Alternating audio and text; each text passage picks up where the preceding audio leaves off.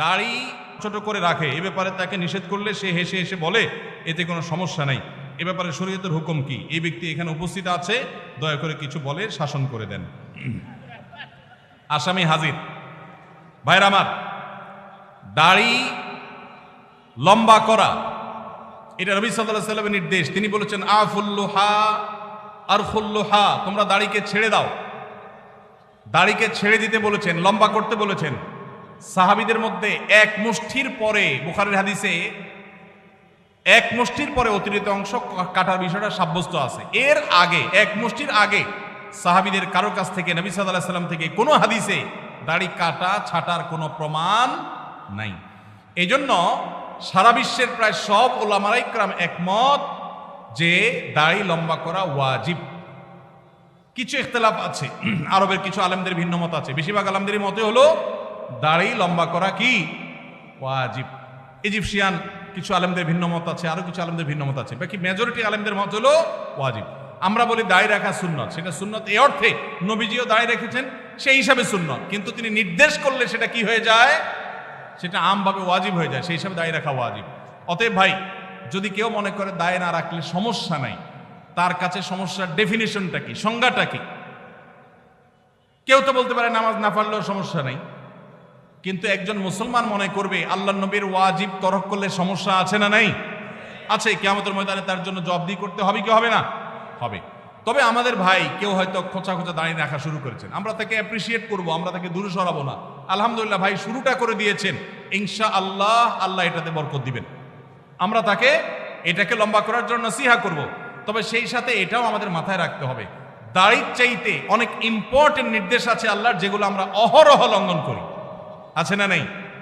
এটা শুনে আবার বেদাড়ি আল্লাহ একটু খুশি হয়ে গেছে, যাক আমাদের পক্ষে একটু আসলো।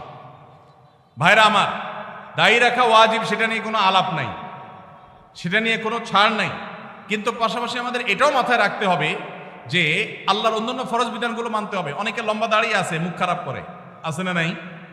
বাংলা একটা প্রবাদ আছে, হাজী সাহেবের মুখ খারাপ। কি বলে? হাজী সাহেবের মুখ খারাপ। এই লম্বা দাড়ি নিয়ে মুখ খারাপ করে কি করে না? এই লম্বা দাড়ি নিয়ে দোকানদার দেশি মশারি আর ইন্ডিয়ান মশারি মিশায় দেশি মশারি তেলগুলো বিক্রি করে কি করে না? তাহলে দাড়ি আছে, তিনি ওয়াজিব আমল করেছেন, সবও পাবেন, কিন্তু যেই কাজটা করছেন ওইটা দাড়ি রেখে যে সব পাচ্ছেন তার চেয়ে অনেক বেশি ক্ষতি তিনি করছেন ওই কাজটা করে। ঠিক না ভাই? ঠিক। এই জন্য আমাদের পরিপূর্ণভাবে দ্বীনে প্রবেশ করতে হবে, আল্লাহ আমাদেরকে তৌফিক দান করুন। কিন্তু সেই সাথে দাড়িও লম্বা করার চেষ্টা করতে হবে। কিন্তু কোনো ভাই করছেন না, আমরা বেশিরভাগ মানুষ অন্যকে নিয়ে পড়ে থাকি। একটা বড় মুসিবত হলো বাংলাদেশের মানুষের, আমরা অন্যের চরকায় তেল একটু। আমাকে আল্লাহ দাড়ি রাখার তৌফিক দিয়েছে, আলহামদুলিল্লাহ। আমি এখন চিন্তা করবো আমার আখলাকটা ঠিক হয়েছে কিনা, আমি বউরে বাসায় গালি দিই কিনা, আমি কর্মচারীদের সাথে চালের মতো ব্যবহার করি কিনা, আমি মানুষের হক মারি কিনা, আমি দেখবো আমার বাকি আর কোথায় ল্যাকিংস আছে সেটা আমি দূর করব। আমি দাঁড়িয়ে আছে, এই জন্য যার দাঁড়ি নাই তারে খোঁচা মারি করি আমি। এটা তো কোনো মুসলমানের কাজ হতে। আমি চাইবো আমার ভাইয়ের দাড়ি লম্বা হোক, কিন্তু সেই সাথে আমি চাইবো আমার আরো যে দুর্বলতা আছে সেগুলো যেন দূর হয়। আল্লাহ আমাদেরকে আমলের তৌফিক দান করুন। মেসেঞ্জার গ্রুপ চ্যাটিং এ SMS এর মাধ্যমে ইজাব কবুল হয়েছে। দুজন সাক্ষীও ছিল মেসেঞ্জারে, কোনো মোহর উল্লেখ করা হয়নি। এখন বিবাহ হয়েছে কিনা? মেয়ের বয়স 13 বছর। আজকাল আমাদের অনেক যুবকরা আল্লাহর শরীয়তের সাথে তামাশা করে। তামাশা, এগুলো আল্লাহর শরীয়তের সাথে কি তামাশা? দিন কোনো ফাইজলামির নাম না ভাইরা আমার, সিরিয়াস ইস্যু। অনেকে আল্লাহকে সাক্ষী রেখে বিয়ে করে। এটা হলো অতি ভালো সাজা। অতি ভালো সাজা তো চোরের আলামত।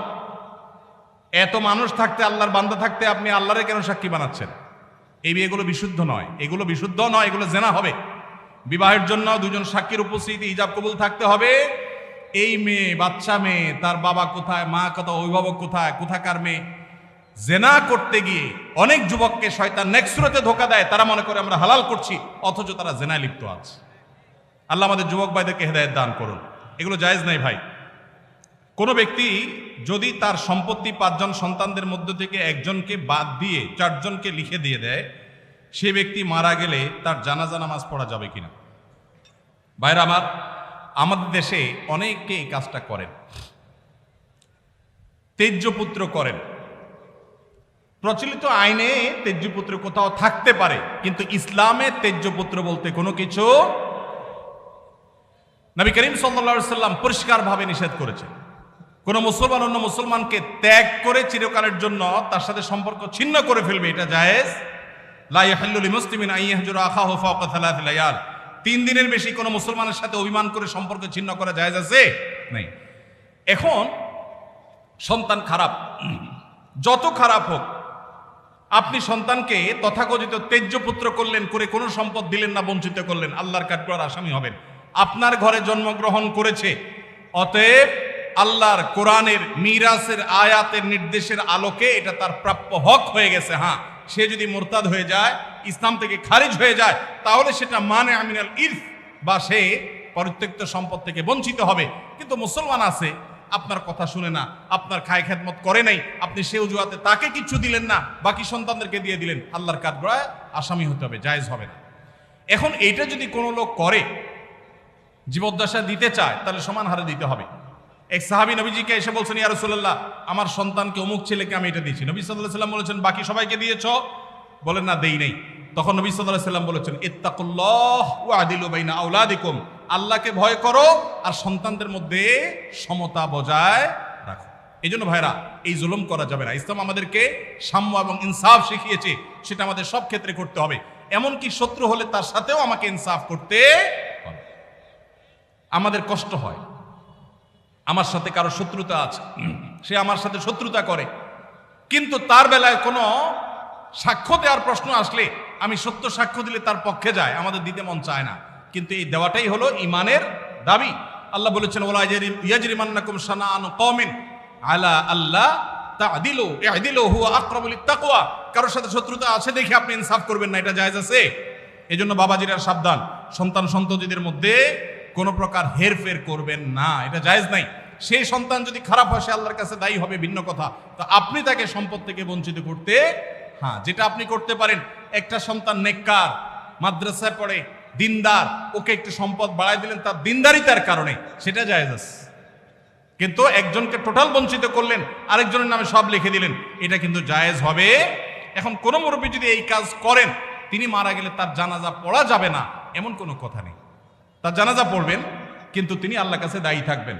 সন্তানদের কর্তব্য হলো, বাবা যাকে বঞ্চিত করছে আমাদের ভাগ থেকে তাকে দিয়ে আমরা ব্যালেন্স করে ফেলবো। তাহলে আশা করা যায় আল্লাহ তাআলা বাবাকে হয়তো